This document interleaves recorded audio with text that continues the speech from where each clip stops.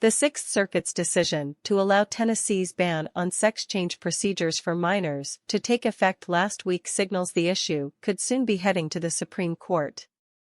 If another circuit court comes to a different conclusion than the Sixth Circuit in one of the many pending lawsuits against such bans, it would go up to the Supreme Court on a petition for emergency appeal. Sarah Parshall-Perry, Senior Legal Fellow at Heritage's Edwin Meese III Center for Legal and Judicial Studies, told the Daily Caller News Foundation.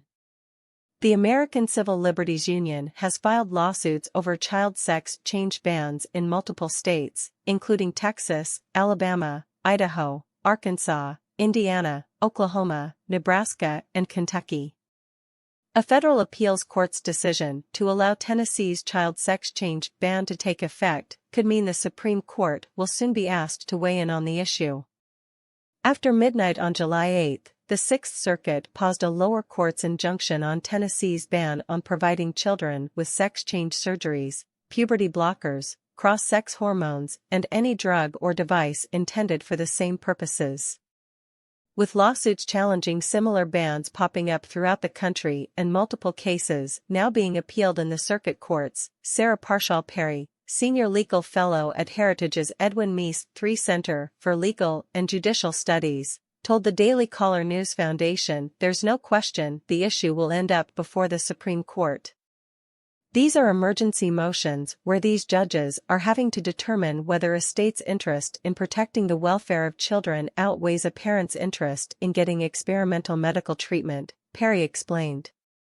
If another circuit court determines, contrary to what the Sixth Circuit just found, that a parent has a right to experimental medical care for their children, Perry said it would go up to the Supreme Court on a petition for emergency appeal. The Supreme Court, she noted, has never held that there is an unfettered right to get experimental medical treatment for one's children. Jean Hamilton, General Counsel and Vice President at America First Legal, AFL, told the DCNF-AFL is optimistic that other courts will follow the Sixth Circuit's lead in rejecting attempts by the radical left to accomplish through the courts what they cannot achieve legislatively. Sixth Circuit Court rightly held that the plaintiffs were not likely to prevail on their due process and equal protection claims, which were novel and rooted in political activism rather than the Constitution, Hamilton said. The Supreme Court has not extended either area of law to cover procedures and treatments that amount to genital mutilation or chemical castration of children, and we suspect that it will not do so absent an unprecedented court packing by the Biden regime. The ACLU has filed lawsuits over child sex change bans in Texas, Alabama, Idaho, Arkansas, Indiana, Oklahoma, Nebraska, and Kentucky. Florida's ban was also challenged by 4 families backed by multiple LGBT activist groups. Obama-appointed Eastern District of Arkansas Judge Jay Moody struck down Arkansas's law in June. Northern District of Florida Judge Robert L. Hinkle, a Clinton appointee, also granted a preliminary injunction in June preventing Florida's ban from being enforced against the plaintiffs who sued, asserting in his opinion that gender identity is real.